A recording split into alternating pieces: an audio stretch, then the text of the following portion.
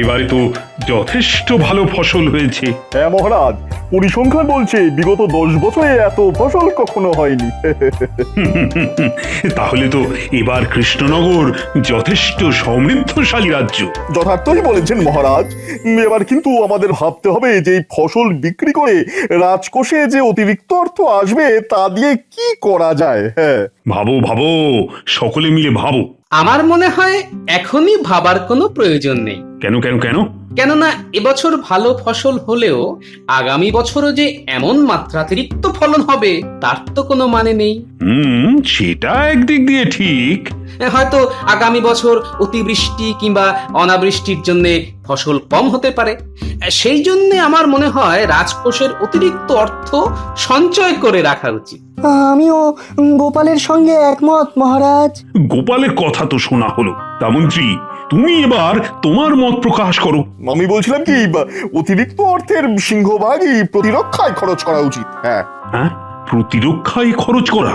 হ্যাঁ, মানে নতুন নতুন অস্ত্র শস্ত্র কেনা, এই আর কি। কেন কেন কেন, হঠাৎ কি এমন হলো যে নতুন অস্ত্র কিনতে হবে? মনে হয় পুরনো অস্ত্রে মরচে পড়ে গেছে। সাবধান গোপাল, সাবধান।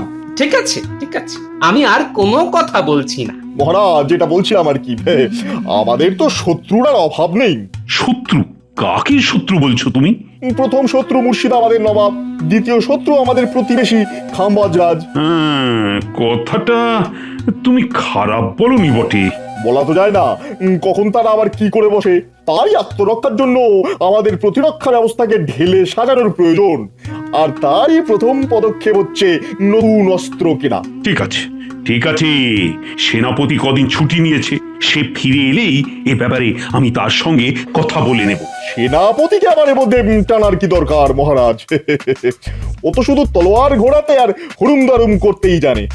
কূটনীতি বা অস্ত্র কেনার ব্যাপারে ও কি বোঝে? আমি ভেবেছিলাম কোনো কথা বলবো না, কিন্তু আর কথা না বলে যে থাকতে পারছি না। অস্ত্রের ব্যাপারে সেনাপতি কিছু বোঝে না, আর যত বুঝে গেলেন আমাদের মন্ত্রী মশাই। আহ, গোপাল, কথার মাঝে এভাবে মন্তব্য করতে থাকলে আমি কিন্তু তোমায় সভা থেকে বের করে দেব। তার আর কোনো দরকার নেই মহারাজ, আমাকে কদিনের জন্য ছুটি দিয়ে দিন, আমি আর রাজসভায় আসবো না। গোপালের সাহসটা একবার দেখেছেন মহারাজ? ঠিক আছে, যাও যাও, তবে এমন ব্যবস্থা করব না যে চিরকালের জন্য তোমার এই রাজসভায় ঢোকা একেবারে বন্ধ হয়ে যাবে। হ্যাঁ,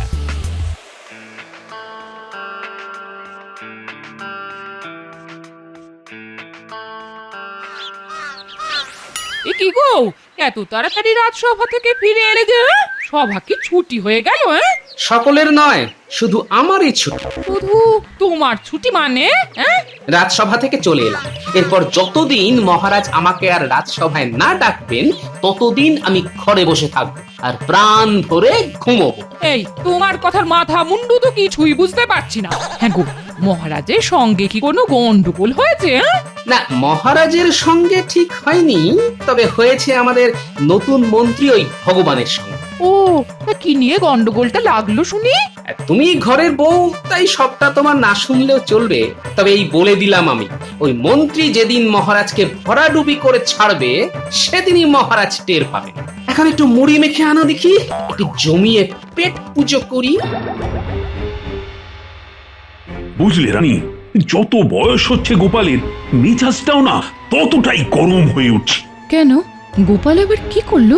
দেখো না, অস্ত্র কেনা নিয়ে আজ রাজসভায় নতুন মন্ত্রীর সঙ্গে গোপালের একটু খিটিমিটি লেগেছে। তা এই ব্যাপারে আমি একটু বিরক্তি প্রকাশ করতেই গোপাল রেগে মেগে আমার অনুমতি ছাড়াই রাজসভা ছেড়ে বেরিয়ে গেল। আচ্ছা, গোপাল কোন পক্ষে ছিল? অস্ত্র কেনার দিকে নাকি অস্ত্র না কেনার দিকে? ওর রকম সকম দেখে তো মনে হচ্ছিল অস্ত্র না কেনার দিকে। আচ্ছা, হঠাৎ করে অস্ত্র কেনারই বা প্রয়োজন হয়ে পড়লো কেন? ওই মানে নতুন মন্ত্রী প্রতিরক্ষা ব্যাপারকে একেবারে ঢেলে সাজাতে চাইছে আর কি। তা প্রতিরক্ষা ব্যাপারকে ঢেলে সাজাবার দরকার হয়ে পড়লো কেন? এই দেখো, এত বড় রাজ্যের রানী হয়েও তুমি এই কথা বলছো? আরে, আমাদের শত্রুত্ব আর অভাব নেই। দেখুন মহারাজ, এতদিন এই রাজ্যের রানী হয়ে আমি যেটুকু বুঝেছি তাতে আমার মনে হয় আপনি যাদের শত্রু ভাবছেন তাদের সঙ্গে কিন্তু বন্ধুত্ব করে নেওয়ার থেকে বড় রাজধর্ম আর কিছু নেই। বলছো? হ্যাঁ বলছি, কারণ যুদ্ধ মানেই তো অকারণে অর্থ আর লোকক্ষয়। কথাটা খুব একটা মন্দ বলনি রানী। বেশ, কালই রাজসভায় গিয়ে মন্ত্রীকে বলে দেব যে এখনই কোনো অস্ত্র কেনার প্রয়োজন নেই। গোপাল কাল রাগ দেখিয়ে রাজসভা থেকে চলে গেছে, তার মানে আমার পথের কাঁটা দূর হয়েছে। সেনাপতি আসতেও কদিন সময় লাগবে। এই ফাঁকে মহারাজকে রাজি করিয়ে অস্ত্র কেনার ব্যাপারটা মিটিয়ে ফেলতে হবে। হ্যাঁ, আহা, অস্ত্র কেনা মানেই নিজের টেকে কিছু ঢোকা।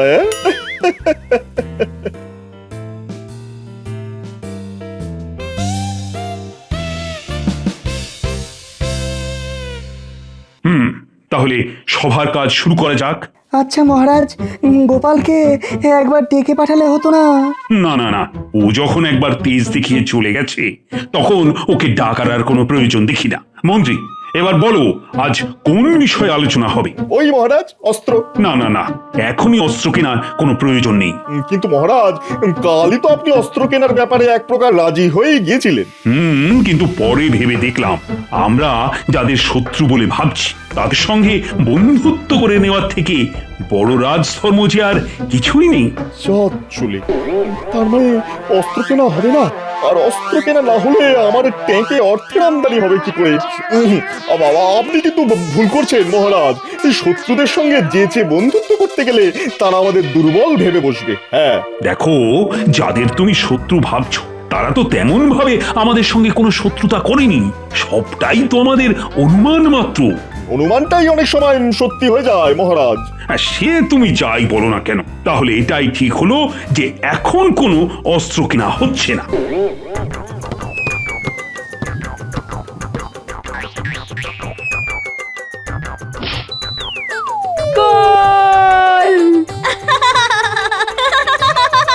কি গো দাদু, এটা নিয়ে কটা খেলে?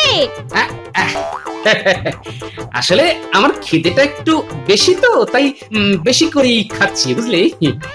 ওরে বাবা, বেলা যে অনেক হলো, আমি চলি রে। বলছি কাল আবার খেলবে তো দাদু?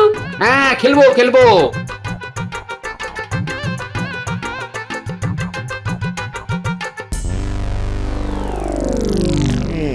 যুদ্ধের ভড়কি দিয়েও যখন কাজ হলো না, তখন সত্যি সত্যি একটা যুদ্ধ লাগাতেই হবে। যুদ্ধ মানেই অনেক টাকার খেলা, আর টাকার খেলা বাড়ার সাথে সাথে আমারও খেলা শুরু হবে।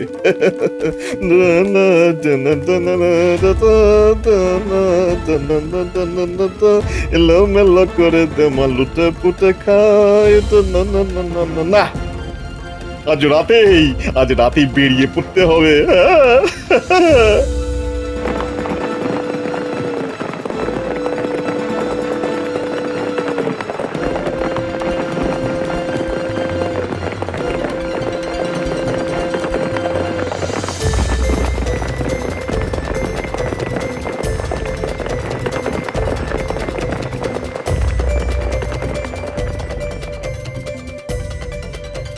কাকে চাই? আমি কৃষ্ণনগর থেকে আসছি, রাজাকে গিয়ে বলো বিশেষ দরকার। ঠিক আছে, অপেক্ষা করো।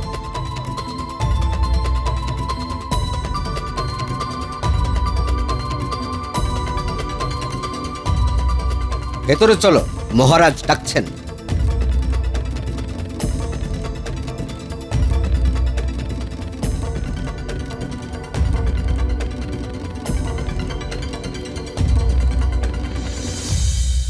তোমাকে তো ঠিক চিনলাম না।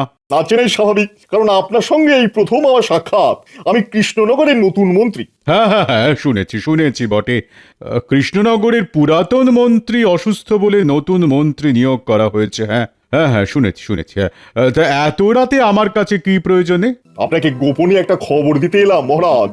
গোপন খবর? এরকম? আমাদের রাজা কৃষ্ণচন্দ্র অতর্কিতে আক্রমণ করে আপনার রাজ্য দখল করে নিতে চায়। হ্যাঁ। সে কি বলছো তুমি? কৃষ্ণনগরের সঙ্গে আমার সম্পর্ক তো খারাপ নয়। তাতে কি এসে যায় মহারাজ?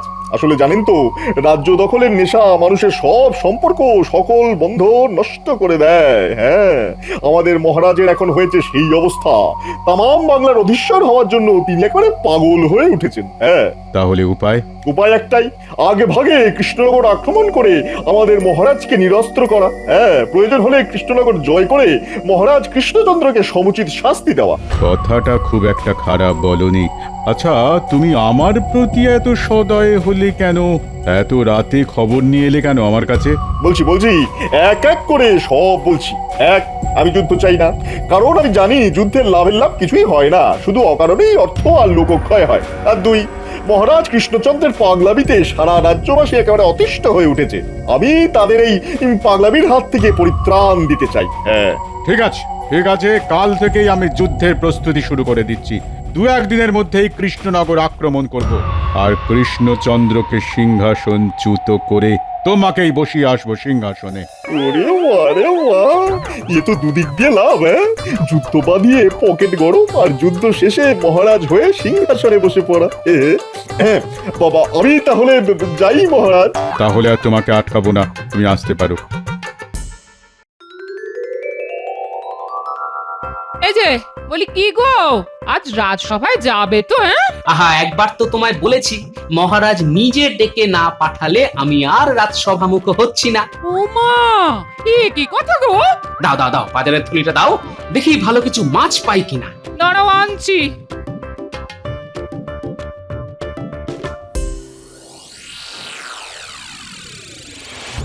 কি বলছো কি বিজ্ঞানী?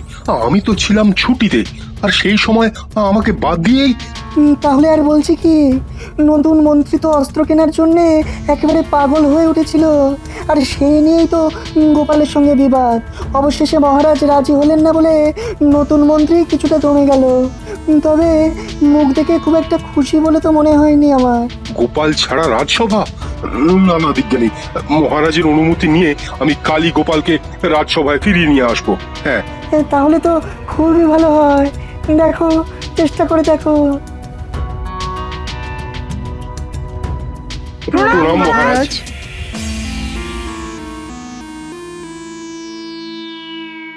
আচ্ছা, মন্ত্রী আসেনি? তাকে তো এখনো দেখতে পাচ্ছি না মহারাজ। তা সেনাপতি, ছুটি কাটানো কেমন হলো? ভালো মহারাজ। এ কি মন্ত্রী, আজ তোমার এত দেরি হলো কেন?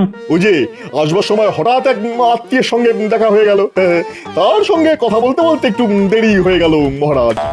আচ্ছা, সকলেই যখন এসে গেছো, তাহলে সভার কাজ শুরু করা যাক। মহারাজ, আমি কি একটা কথা বলতে পারি? বলো বলো বলো। বলছিলাম কি, গোপালকে সভায় দেখছি না কেন? তেজ দেখিয়ে ও বাড়িতে বসে আছে। আপনার অনুমতি পেলে ওকে কি আমি ডেকে নিয়ে আসবো? না না না, তার কোনো প্রয়োজন নেই।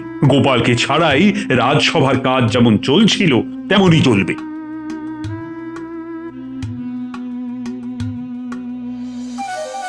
কি ব্যাপার গুপ্তচর, হঠাৎ তুমি এলে? কোনো খবর আছে কি? মহারাজ, খুব একটা খারাপ খবর আছে। খারাপ খবর? হ্যাঁ মহারাজ, আমাদের বিরুদ্ধে যুদ্ধের জন্য খাম্বাজ রাজ প্রস্তুত হচ্ছেন। বাবা, আমাদের বিরুদ্ধে যুদ্ধ? বলো কি? আচ্ছা, তোমার কোনো ভুল হচ্ছে না তো? না মহারাজ, আমি একেবারে পাকা খবর এনেছি। হ্যাঁ, কিন্তু যুদ্ধের কারণটা কি? সেটা ঠিক বলতে পারবো না। আসলে আমাদের রাজ্য জয় করাই খাম্বাজ রাজের উদ্দেশ্য। এবার বুঝতে পারলেন তো মহারাজ, কেন আমি অস্ত্র কিনতে বলেছিলাম? আচ্ছা গুপ্তচর, খাম্বাজরাজ কি আমাদের রাজ্যের উদ্দেশ্যে যুদ্ধযাত্রা শুরু করে দিয়েছেন? এখনো করেননি, কিন্তু যতদূর জেনেছি তাতে কালকেই যুদ্ধযাত্রা শুরু করে দেবেন। হ্যাঁ, কালকে শুরু করলে আমাদের এখানে পৌঁছতে পৌঁছতে পরশু। না না না, আর দেরি করা যায় না। সেনাপতি, তোমার সৈনিকদের প্রস্তুত হতে নির্দেশ দাও। যথাজ্ঞা মহারাজ। আচ্ছা, তোমার অস্ত্র শস্ত্র যথেষ্ট পরিমাণে আছে তো? খাম্বাজ রাজ ইতিমধ্যে কোনো আধুনিক অস্ত্র না কিনে থাকলে আমাদের যা আছে তা দিয়েই ওদের সাথে অনায়াসে মোকাবিলা করা যাবে মহারাজ। তাহলে এক্ষুনি গিয়ে খাম্বাজের মোকাবিলা করার জন্য সৈন্য প্রস্তুত করো। আমি এক্ষুনি যাচ্ছি মহারাজ। আমি তাহলে এখন আসি মহারাজ, পরে যদি আরো খবর পাই তাহলে আপনাকে এসে জানিয়ে যাব।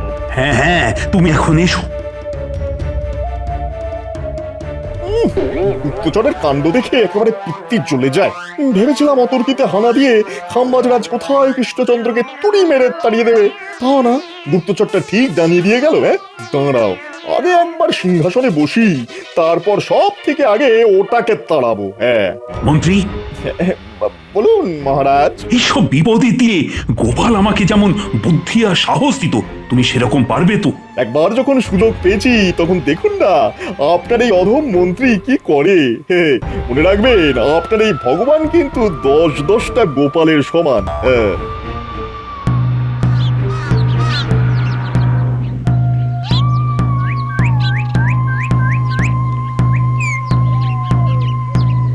শোনো শোনো শোনো, খাম্বাজরাজ আমাদের কৃষ্ণনগর আক্রমণ করতে আসছে। 2-1 দিনের মধ্যেই যুদ্ধ লাগবে। সকলে তাই খুব সাবধানে থাকবে, আর খুব একটা প্রয়োজন ছাড়া কেউ ঘরের বাইরে বেরোবে না। শোনো শোনো শোনো।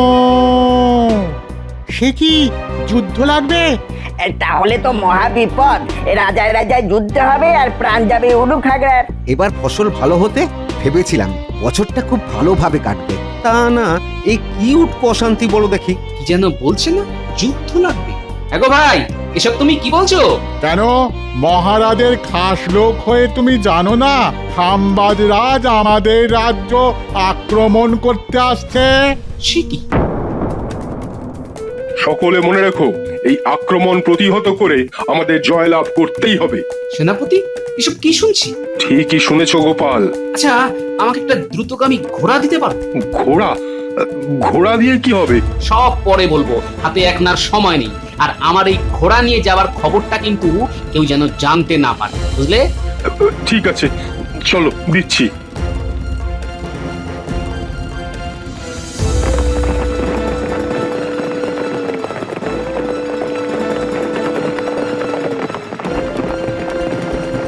ব্যাপারটা মহারাজের কানে তুলে গোপালের বিরুদ্ধে ওনাকে আরো খেপিয়ে তুলতে হবে।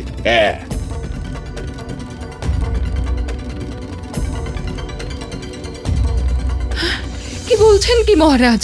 খাম্বাজরাজ আপনার বিরুদ্ধে যুদ্ধ করতে আসছে?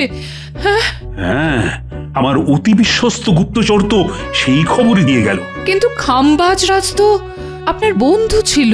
ভুল রানী, ভুল। রাজনীতিতে বন্ধু বা শত্রু বলে কিছুই হয় না, সবটাই স্বার্থ আর রাজনীতির নোংরা খেলা। আচ্ছা, গোপালকে একবার খবর দিলে হয় না? গোপাল? ব্যক্তিগত মান অভিমানের সময় কিন্তু এখন নয় মহারাজ, এটা নয়। আমার এই অনুরোধটা আপনি রাখুন মহারাজ, গোপালকে ডেকে পাঠান। কাকে আর ডেকে পাঠাবেন মহারাজ? সে তো কৃষ্ণনগর ছেড়ে পালিয়েছে। কি বলছো কি মন্ত্রী? গোপাল কৃষ্ণনগর ছেড়ে পালিয়েছে? কিন্তু কেন? কিছু মনে করবে না রানীমা, আমার মনে হয় খাম্বাজরাজকে এই যুদ্ধের জন্য আসল উস্কানিটা গোপালই দিয়েছে। আর যুদ্ধ আসন্ন দেখে সে সরাসরি ওই দলে অংশগ্রহণ করতে গেছে। আমার কথা বিশ্বাস না হলে কাউকে পাঠিয়ে জেনে নিন না এই মুহূর্তে গোপাল এই রাজ্যে আছে কি নেই। কিন্তু গোপাল এমনটা করবে কেন? বুঝতে পারছেন না? ওই যে সেদিন আপনি গোপালকে রাজসভা থেকে বের করে দেবেন বলেছিলেন, গোপাল হয়তো সেই অপমানের শোধ তুলছে। হ্যাঁ, গোপাল এত বড় নিমকহারাম? হে ঠাকুর, ঠাকুর, এই বিপদ থেকে কৃষ্ণনগরকে তুমি রক্ষা করো ঠাকুর।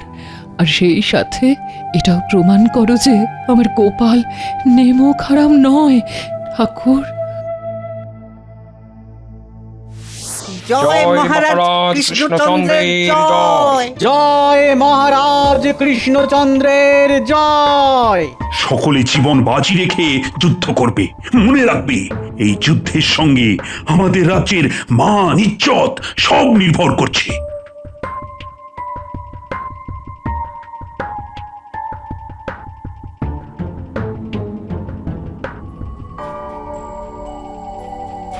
দেখুন মহারাজ, দেখুন আমার কথা সত্যি হলো কিনা। বেঈমান গোপাল আজ খাম্বাজ রাজার দলে। আক্রমণ! এটা কি হলো? খাম্বাজরাজ সাদা পতাকা উড়িয়ে দিল কেন? কৃষ্ণচন্দ্র, কৃষ্ণচন্দ্র, আমি আপনার সঙ্গে যুদ্ধ করতে আসিনি, সন্ধি করতে এসেছি। তাহলে কেন এই যুদ্ধের আয়োজন? একজন আমাকে মিথ্যে খবর দিয়ে ভুল পথে চালিত করে আপনার বিরুদ্ধে যুদ্ধ করতে এক প্রকার বাধ্য করেছিল। সে কি? কিন্তু শেষ মুহূর্তে আর একজন আমার সেই ভুল ভেঙে দিল। সে বলল আপনি নাকি যুদ্ধ করতে চান না, আর যুদ্ধ মানেই তো অকারণ অর্থ আর লোকক্ষয়, এতে কারোরই ভালো হয় না। কিন্তু কে আপনাকে আমার বিরুদ্ধে যুদ্ধ করতে বাধ্য করেছিল? কে আবার? আপনার এই নতুন মন্ত্রী। সেরেছে, এ তো হাটে হাঁড়ি ভেঙে দিল। এখন তালে গলে আমি পালাই বাবা। কোথায় পালাচ্ছেন মন্ত্রী মশাই? একেবারে পালাতে দিও না গোপাল, ওর ব্যবস্থা আমি পরে করছি। কিন্তু আপনার ভুল কে ভেঙে দিল খাম্বাজরাজ? কে আবার? আপনার এই চিরবিশ্বস্ত গোপাল। গোপাল? গোপাল তুমি? যাক, ভালোই ভালোই সব মিটে গেল। এবার আপনার এই বিশ্বাসঘাতক মন্ত্রীটির কি করবেন বলুন তো? ওকে ওকে আমি কঠিন শাস্তি দেবো। ওকে আমার হাতে ছেড়ে দিন। মিথ্যে কথা বলে আমাকে বিভ্রান্ত করার শাস্তিটা ওকে আমি নিজের হাতেই দিতে চাই। ও মহারাজ, আপনি নিজে হাতে মারুন কাটুন যা ইচ্ছে করুন, কিন্তু দয়া করে এই খাম্বাজরাজের হাতে আমায় তুলে দেবেন না। নিজের রাজ্যে নিয়ে গিয়ে ও কিন্তু খুব মারবে, ভীষণ মারবে মহারাজ, খুব লাগবে আমার। মেয়ের একবারে হাড়গোড় ভেঙে দেবে। ও মহারাজ, চুপ হতো ছড়া, তা আমরা হয়ে আবার বাচ্চার মতো কাঁদা হচ্ছে। চল চল, তোর কি হাল করি দেখবি, চল। গোপাল, গোপাল তুমি না থাকলে আজ কিন্তু একটা বড় বিপদ হতে পারতো। জয় গোপালের জয়। জয়।